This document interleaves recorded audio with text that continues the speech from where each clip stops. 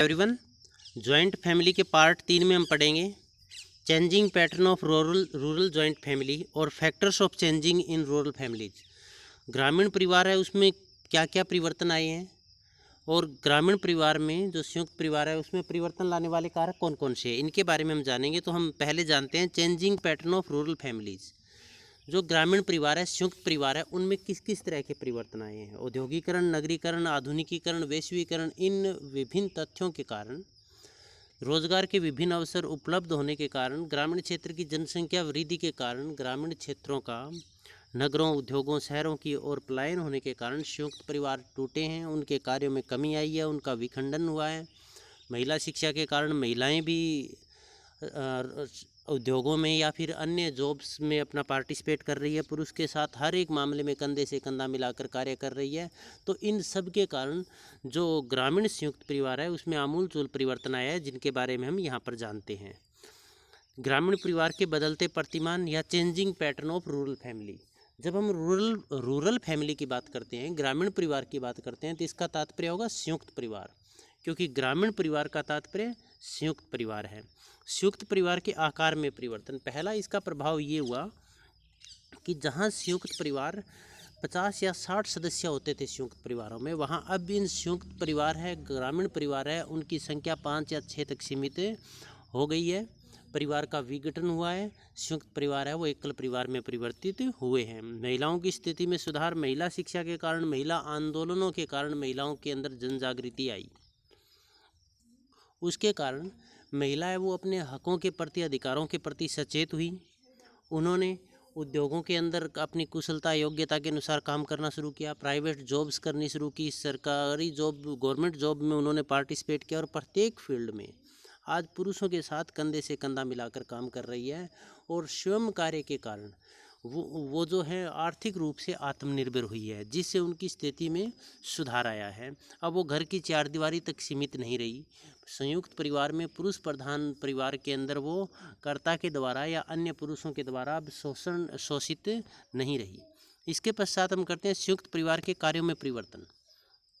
वर्तमान समय में ग्रामीण संयुक्त परिवार है, उनके कार्यों में भी काफ़ी परिवर्तन आया है, क्योंकि यातायात संचार के साधनों के विकास के कारण, औद्योगिकरण के कारण, नगरीकरण के कारण, पश्चिमी संस्कृति के प्रभाव के कारण, जो पहले व्यक्ति अपनी आवश्यकताओं की पूर्ति के लिए पूरी तरह से गाँव पर निर्भर था, गांव के ऊपर अपने परिवार पर निर्भर था, अब उसमें कमी आई है। क्योंकि जैसे कपड़े धोने का काम है तो धोबी या लॉन्ड्री से व्यक्ति बाहर करवा लेता है।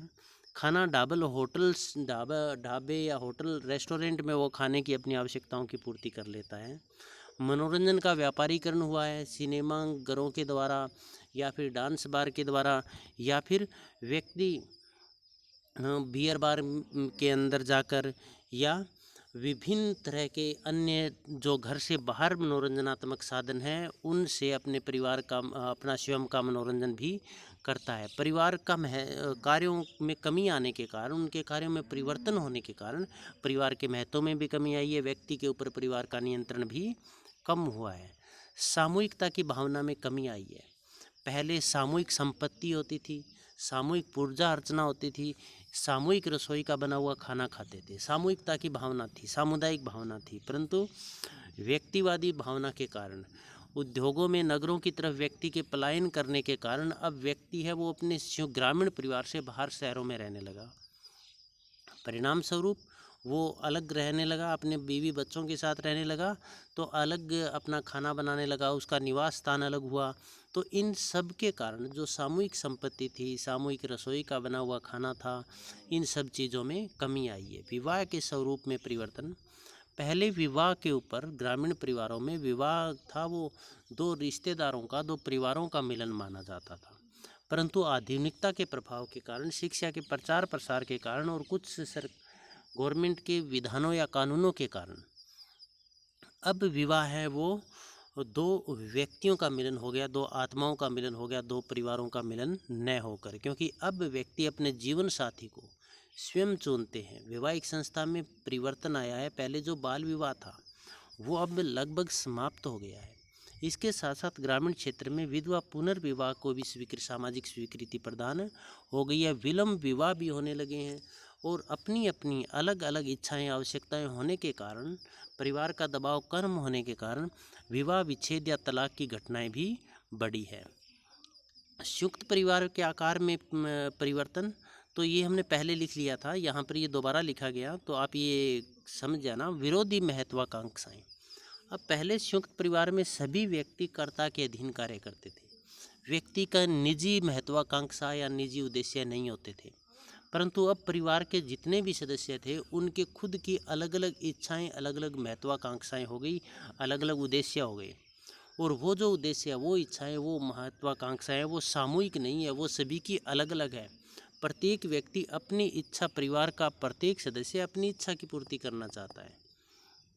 उसके लिए चाहे परिवार का ही बलिदान क्यों देना पड़े, उसके लिए चाहे आपसी संबंध खराब क्यों न हो, उसके लिए चाहे व्यक्ति को किसी भी हद तक जाना पड़े, परंतु व्यक्ति अब भौतिकवाद और सुखवादी दुनिया में इतना खो गया है कि वो केवल अपनी महत्वाकांक्षाओं की पूर्ति करना चाहता है। इसीलिए ग्रामीण परिवार के अंदर हम देखते हैं आपस में द्वेष की भावनाएं हैं, आपस में कलह होते हैं, लड़ाई झगड़े होते हैं संपत्ति के लिए या फिर अन्य किसी भी वजह के कारण, विरोधी महत्वाकांक्षाएं होने के कारण उनमें लड़ाई झगड़े भी होते हैं।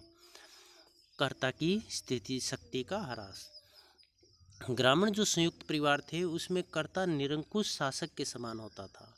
वहाँ पर कर्ता जो निर्णय लेता था वो सभी के द्वारा माने जाते थे, और संपत्ति का अधिकार, कार्यों का विभाजन करना या विवाह शादी या किसी भी उत्सव, इन सब में कर्ता का निर्णय सर्वोच्च होता था। परंतु शिक्षा के प्रचार प्रसार के कारण, औद्योगिकरण, आधुनिकीकरण, इन सब के कारण अब जो परिवार है वो निरंकुश कर्ता के चंगुल से मुक्त होकर लोकतांत्रिक परिवार बने हैं, जिसमें सभी व्यक्तियों को अपनी इच्छा प्रकट करने का अधिकार है। सभी व्यक्तियों की इच्छा का या फिर उसकी राय पारिवारिक निर्णय में महत्व रखती है। परिणाम स्वरूप कर्ता की स्थिति है उसमें परिवर्तन आया है। इसके पश्चात संपत्ति के अधिकारों में परिवर्तन। जो पहले संपत्ति के अधिकार थे वो केवल पुरुषों तक सीमित थे, महिलाओं को संपत्ति का अधिकार नहीं था। हिंदू उत्तराधिकार अधिनियम 1956 लागू होने के पश्चात संपूर्ण देश में महिलाओं को भी संपत्ति का अधिकार मिला है, वो भी पैतृक संपत्ति की कानूनी रूप से हकदार है। पारिवारिक संबंधों में परिवर्तन। अपनी विरोधी महत्वाकांक्षाएं हो जाने के कारण और एक दूसरे से घनिष्ठ लगाव न होने के कारण, एक दूसरे के प्रति विरोध, द्वेष, ईर्ष्या की भावना होने के कारण धीरे धीरे जो अनौपचारिक संबंध थे वो औपचारिक संबंधों में बदलने लगे। अब आपसी व्यवहार में बनावटीपन या दिखावटीपन भी आया है। शिक्षा व सांस्कृतिक कार्यों में परिवर्तन। संयुक्त परिवार में जहाँ पहले शिक्षा देने का कार्य परिवार के द्वारा किया जाता था, परिवार के द्वारा समाजीकरण के माध्यम से विभिन्न रीति रिवाजों, प्रथाओं, परंपराओं, आचार व्यवहार के नियमों, उत्सवों, त्योहारों आदि के बारे में शिक्षित किया जाता था, तो वहीं पर सांस्कृतिक शिक्षा देने का कार्य वो भी परिवार का ही होता था। अब शिक्षा का कार्य शिक्षण संस्थाएं करने लगी है और संस्कृति का कार्य, संस्कृति रीति रिवाजें पर इनके प्रचार प्रसार का कार्य सांस्कृतिक संस्थाएं करने लगी है। तो जहां पहले ग्रामीण परिवार में शिक्षा और संस्कृति का कार्य परिवार, संयुक्त परिवार के द्वारा किया जाता था, वहीं अब यही कार्य शिक्षण और सांस्कृतिक जैसी औपचारिक संस्थाओं के द्वारा किया जाने लगा। धार्मिक कार्यों में परिवर्तन।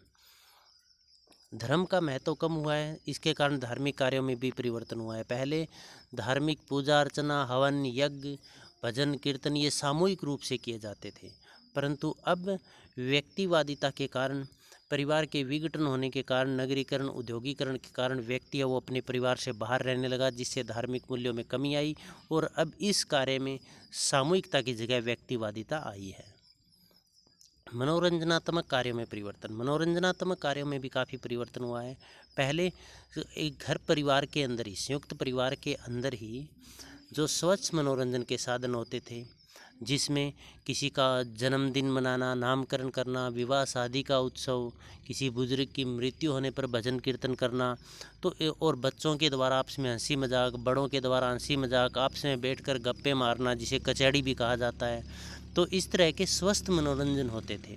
परंतु अब ये जो मनोरंजन है वर्तमान समय में इनकी जगह पर व्यावसायिक मनोरंजन ने ले लिया। अब व्यक्ति अपने परिवार से बाहर औपचारिक मनोरंजन के साधनों से मनोरंजन करता है, जैसे स्मार्टफोन, नेट, मोबाइल, यूट्यूब या फिर इसके साथ साथ सिनेमा हॉल।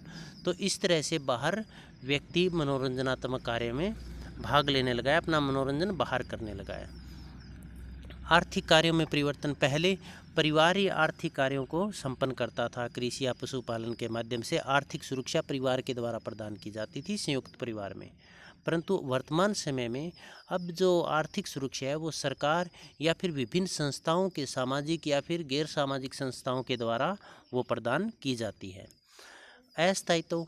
संयुक्त परिवार पहले बहुत विस्तृत होते थे, उनमें सदस्यों की संख्या 50-60 होती थी, परंतु अब वर्तमान और उसमें यदि 1-2 व्यक्ति कहीं बाहर चले जाए या किसी की डेथ हो जाए तो वो परिवार स्थायी बना रहता था, उस परिवार में ज़्यादा परिवर्तन नहीं आता था। परंतु वर्तमान समय में जो परिवार है उसके सदस्यों की संख्या कम है, और कम संख्या होने के कारण यदि 1-2 सदस्यों की मृत्यु हो जाए तो 1-2 सदस्यों की मृत्यु हो जाने के कारण परिवार वह वो बिखर जाता है, टूट जाता है, या विभिन्न आपसी मनमुटावों की वजह से, भौतिकवाद के कारण आपस में तलाक की घटनाएं भी बढ़ी है। तो परिवार आज के संदर्भ में यदि देखा जाए तो उसमें अस्थायित्व आया है। प्राचीन समय के मुकाबले में परिवार है वो कम स्थायी है, उसमें बिखराव अधिक होता है। इसके पश्चात हम आगे चलते हैं। Factors of bringing change in rural family. वो कौन से तत्व हैं जो हमने अभी बदलते प्रतिमान की बात की, ग्रामीण क्षेत्र में वो परिवर्तन हुआ, वो परिवर्तन लाने वाले तत्व कौन से हैं? तो पहला है इंडस्ट्रियलाइजेशन या औद्योगिकरण।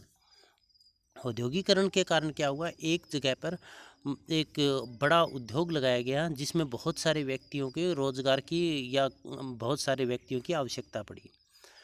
तो ग्रामीण क्षेत्र के जो लोग हैं वो औद्योगिकरण के कारण गांव से या कृषि व्यवसाय से निकलकर उद्योगों की तरफ बढ़े, और जब उद्योगों की तरफ बढ़े और शिक्षा के प्रचार प्रसार के कारण महिलाएं भी उद्योगों की में काम करने लगी।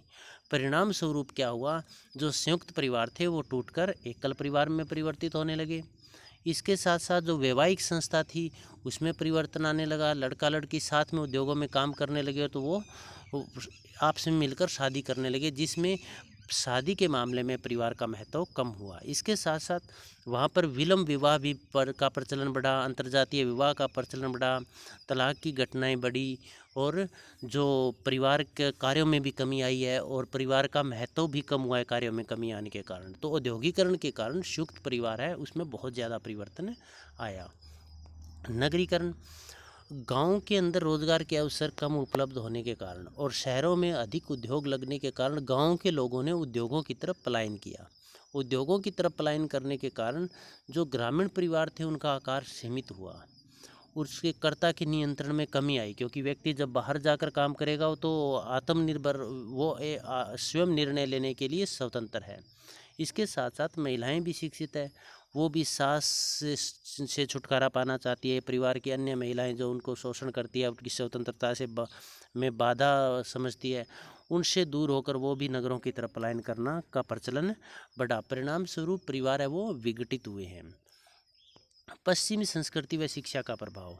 अंग्रेजी शासन के आगमन से ही भारतीय जो संस्कृति है उसमें पश्चिमी अंग्रेजी संस्कृति का काफ़ी प्रभाव रहा, शिक्षा के अंदर भी प्रभाव रहा, और संस्कृति का मतलब अपने खान पान, आचार व्यवहार, रहन सहन आदि में काफ़ी चेंजेस देखने को मिला। रेडीमेड्स कपड़े पहनना या फिर जो आचार व्यवहार है वो भी पहले राम राम नमस्ते जो थी उसकी जगह पर हाय हेलो ने उसका स्थान लिया।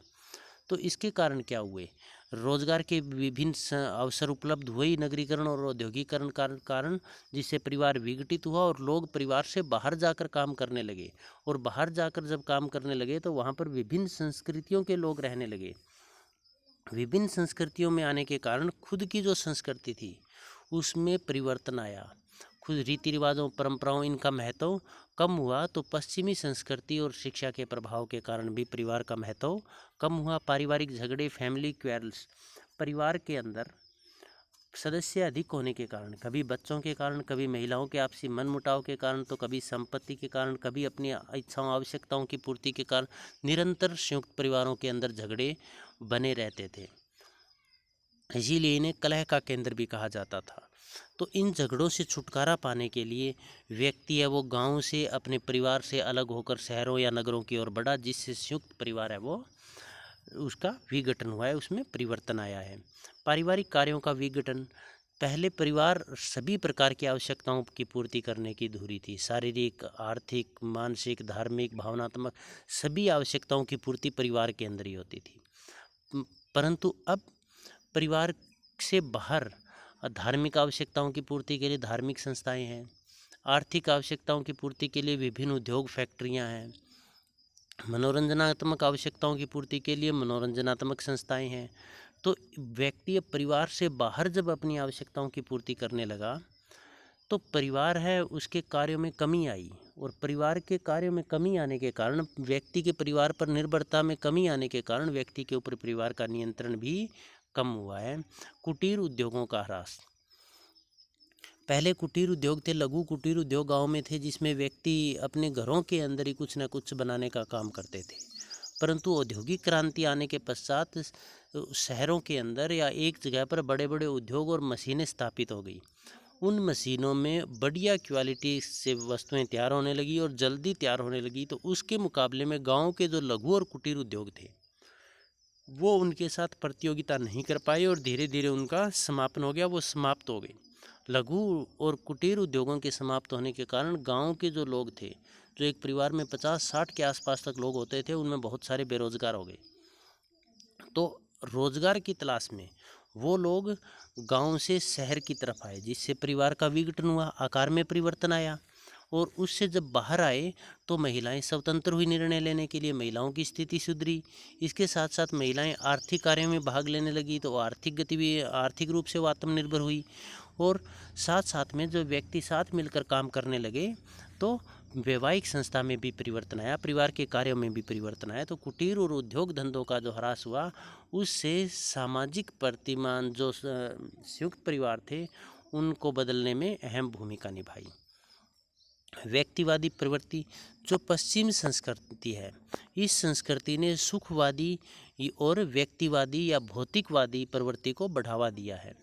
इसमें व्यक्ति अपनी सुख सुविधाओं के पीछे भागता है, वह दूसरों के बारे में, परिवार के अन्य सदस्यों के बारे में कोई परवाह नहीं करता है। तो व्यक्तिवादी प्रवृत्ति पनपने के कारण उसमें सामुदायिकता या सामूहिकता की भावना में कमी आई और व्यक्ति वो परिवार से अलग रहने लगा, जिससे परिवार का नियंत्रण कम हुआ और परिवार का महत्व भी कम हुआ। महिला आंदोलन, फेमिनिस्ट मूवमेंट, विभिन्न महिला आंदोलन चले और जब शिक्षा के प्रचार प्रसार के कारण महिलाओं ने आंदोलन किया अपने अधिकारों के प्रति, जिससे महिलाओं के अंदर जन जागृति फैली।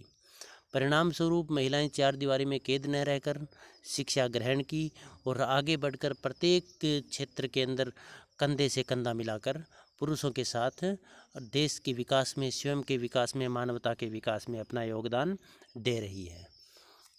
तो महिलाओं के घर से बाहर निकलकर कार्य करने के कारण जो परिवार था, ग्रामीण परिवार था, उसमें आमूलचूल परिवर्तन हुआ। क्योंकि अब महिलाएं, एक तो इससे के कारण विधवा पुनर्विवाह का प्रचलन बढ़ा, समाज ने भी इसको स्वीकार किया, महिला शिक्षा दर बढ़ी, महिलाओं की किसी भी पारिवारिक निर्णय में भागीदारी बढ़ी। तो इन सब के कारण परिवार के अंदर जो महिला की निम्न स्थिति थी संयुक्त परिवार में, उसमें सुधार हुआ। जनसंख्या वृद्धि एक महत्वपूर्ण कारक रही ग्रामीण संयुक्त परिवार को तोड़ने में, क्योंकि जनसंख्या वृद्धि हुई, गांव में लोगों के पास जनसंख्या वृद्धि होने के कारण रोजगार के अवसर उपलब्ध नहीं रहे, क्योंकि परिवार की संख्या तो दिन प्रतिदिन बढ़ती रही, परंतु कृषि, खेती और ज़मीन है वो तो उतनी रही। तो वो ज़मीन बढ़ी हुई जनसंख्या की भरण पोषण नहीं कर सकती थी। परिणाम स्वरूप जो लोग हैं उनकी आवश्यकताओं की पूर्ति नहीं हो पाती और उन लोगों ने ग्रामीण परिवार है उनसे शहरों की ओर पलायन किया, जिससे ग्रामीण परिवारों का विघटन हुआ।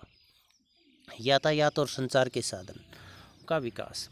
पहले श्रमिक गतिशीलता या सामाजिक गतिशीलता बहुत कम थी, मतलब रोजगार के लिए व्यक्ति एक स्थान से दूसरे स्थान पर आ जा नहीं सकता था, क्योंकि आने जाने के लिए यातायात के साधन उपलब्ध नहीं थे। परंतु आधुनिक समय में औद्योगिकरण के कारण, औद्योगिक क्रांति के कारण यातायात और संचार के साधनों में क्रांतिकारी परिवर्तन हुए, जिसके कारण आज एक व्यक्ति, एक बच्चा शिक्षा के लिए बाहर जाता है, कार्य के लिए भी बाहर जाता है, मतलब प्रत्येक अपनी आवश्यकताओं की पूर्ति के लिए, भविष्य निर्माण के लिए वो ग्रामीण परिवार है उसको छोड़कर शहरों की तरफ वो बढ़ा, जिससे परिवार का नियंत्रण कम हुआ, कर्ता का नियंत्रण कम हुआ, उसमें जागरूकता पैदा हुई और वो आर्थिक रूप से भी आत्मनिर्भर हुआ, और परिणाम स्वरूप ग्रामीण परिवार के महत्व में कमी आई, एकल परिवार का प्रचलन बढ़ा। संचार के साधनों से व्यक्ति विभिन्न लोगों के संपर्क में आया, फॉरेन कंट्रीज के लोगों के संपर्क में आया, वहाँ की संस्कृति को देखा, वहाँ के लोगों के जीवन को देखा और उस जीवन से वो प्रभावित हुआ। क्योंकि संचार के साधनों में देखो, आज हम किसी भी देश में बैठे लोगों के साथ वीडियो कॉल कर सकते हैं, यूट्यूब पर वीडियो देख सकते हैं, गूगल पर वहाँ के लोगों का रहन सहन, जीवन स्तर, इन सब के बारे में हम सर्च कर सकते हैं। तो इन चीज़ों का व्यक्ति के ऊपर प्रभाव पड़ा और व्यक्ति ने भी अपने जीवन में उन चीज़ों को अपनाया, जिससे ग्रामीण परिवार में परिवर्तन आए। सामाजिक सुरक्षा। ग्रामीण परिवार सामाजिक सुरक्षा की धुरी माने जाते थे, जिसमें व्यक्ति अपाहिज होने की स्थिति में, वृद्ध होने की स्थिति में, किसी विपदाग्रस्त होने की स्थिति में परिवार के लोगों के द्वारा उसका सहयोग किया जाता था। परंतु वर्तमान समय में यह कार्य विभिन्न औपचारिक संस्थाओं के द्वारा किया जाने लगा है। जैसे इन अवस्थाओं में सरकार, जैसे अपाहिज होने की स्थिति में वृद्धावस्था पेंशन भी, वृद्ध होने की स्थिति में वृद्धावस्था पेंशन, विडो होने की स्थिति में विडो पेंशन, इस तरह की व्यवस्था गवर्नमेंट के द्वारा की जाती है। तो इसमें जो व्यक्ति है उसकी सामाजिक सुरक्षा सरकार के द्वारा की जाने लगी, विभिन्न संस्थाओं के द्वारा की जाने लगी। जैसे बुजुर्गों की देखभाल है तो वो वृद्धाश्रम खोल दिए गए। और विकसित देश है, वहाँ पर बच्चों के पालन पोषण के लिए शिशु गृह खोले जा चुके हैं, शिशु गृह खुले हुए हैं। तो अब जो सामाजिक सुरक्षा है उसका दायित्व सरकार ने संभाल लिया है, विभिन्न गैर सरकारी संस्थाओं ने संभाल लिया है। परिणाम स्वरूप परिवार के महत्व में कमी आई है। निर्धनता एवं बेकारी। ग्रामीण क्षेत्र के अंदर लोगों के अंदर निर्धनता अधिक थी। निर्धनता होने का तात्पर्य ये है कि वहाँ पर जनसंख्या अधिक और आय के साधन कम, क्योंकि लघु और कुटीर उद्योग नष्ट हो गए। इसके साथ साथ कृषि भी आमदनी कम हुई। परिणाम स्वरूप गरीबी या वो जनसंख्या अधिक होने के कारण, आय के साधन कम होने के कारण निर्धनता बढ़ती गई और बेरोजगारी भी बढ़ती गई। तो इन सब से तंग आकर व्यक्ति रोजगार की तलाश में निर्धनता से छुटकारा पाने के लिए, ऋणाग्रस्ता से छुटकारा पाने के लिए परंपरागत परिवार को या ग्रामीण परिवार को छोड़कर शहरों की तरफ उसने पलायन किया। इसके पश्चात है कानूनों का प्रभाव। कुछ कानून भी थे जिन कानूनों ने संयुक्त परिवार में परिवर्तन लाने में, उनके प्रतिमानों में परिवर्तन लाने में महत्वपूर्ण भूमिका निभाई। जैसे विधवा पुनर्विवाह अधिनियम 1856 था, जिसने विधवा के पुनर्विवाह को कानूनी मान्यता प्रदान की। विधवाओं के कानूनी मान्यता प्रदान करने के कारण विडो है वो शादी करके दूसरे घर में चली गई, और जिससे परिवार की संख्या में भी कमी आई और परिवार का महत्व भी कम हुआ और महिलाओं की स्थिति भी सुधरी। हिंदू विवाह अधिनियम 1955। हिंदू विवाह अधिनियम 1955 स्त्री और पुरुष को तलाक का अधिकार देता है। तलाक का अधिकार मिलने के कारण परिवार का विघटन भी हुआ, तलाक की घटनाएं बढ़ी, विवाह विच्छेद की घटनाएं बढ़ी, जिससे संयुक्त परिवार थे वो खंडित हुए। हिंदू उत्तराधिकारी अधिनियम 1956। हिंदू उत्तराधिकार अधिनियम 1956, इस अधिनियम के द्वारा स्त्री पुरुष को समान जो उत्तराधिकार का अधिकार था उसमें बराबर भागीदार बनाया गया। अर्थात महिलाएं हैं वो भी संपत्ति के उत्तराधिकारी होंगे, उनको भी संपत्ति का अधिकार होगा। तो इससे महिलाओं की स्थिति सुधरी, वो जागरूक हुई और जो ग्रामीण परिवार थे उसमें चेंजेस आए। दहेज निरोधक अधिनियम 1961। दहेज निरोधक अधिनियम 1961 लागू होने के कारण कर्ता की स्थिति का ह्रास हुआ, क्योंकि अब करता है वो दहेज देने के लिए या लेने के लिए निरंकुश नहीं रहा, क्योंकि उस पर पाबंदी लगा दी गई। तो ये सब कारण थे ग्रामीण परिवार में परिवर्तन लाने के या संयुक्त परिवार में परिवर्तन लाने के लिए। अब यदि इसके बारे में हम सारांश निकालें भी आगे, इसी तरह से यदि औद्योगिकरण, नगरीकरण और वैश्वीकरण का प्रभाव, पश्चिमी संस्कृति का प्रभाव बढ़ता रहा तो क्या ग्रामीण परिवार लुप्त हो जाएंगे? इनके बारे में दो तरह की विचारधाराओं का प्रचलन है। एक विचारधारा के समर्थक विद्वान ये मानते हैं कि धीरे धीरे ग्रामीण परिवार है उसका विघटन हो जाएगा और ग्रामीण परिवार का अस्तित्व नहीं रहेगा, वो भौतिकवादी की दुनिया में खो जाएंगे। वहीं पर दूसरी तरह के विचारधारा का समर्थन करने वाले विचारक मानते हैं कि ग्रामीण परिवार है इनका अस्तित्व रहेगा, संयुक्त परिवारों का अस्तित्व रहेगा, क्योंकि ये परिवर्तित हुई परिस्थितियों के अनुसार अपने आप को ढाल लेंगे, अपने आप को इनके अनुसार बदल लेंगे। जैसे आज देख भी रहे हैं ग्रामीण क्षेत्र के अंदर इसके अनुसार परिवर्तन भी आ रहा है, खुलापन भी आया है परिवारों के अंदर। तो ग्रामीण परिवार या संयुक्त परिवारों का अस्तित्व तो रहेगा, लेकिन जैसे प्राचीन समय में था, कर्ता की निरंकुशता थी, उस तरह से नहीं रहेगा, बल्कि उसमें परिस्थितियों के अनुसार, समय के अनुसार परिवर्तन अवश्य आएगा।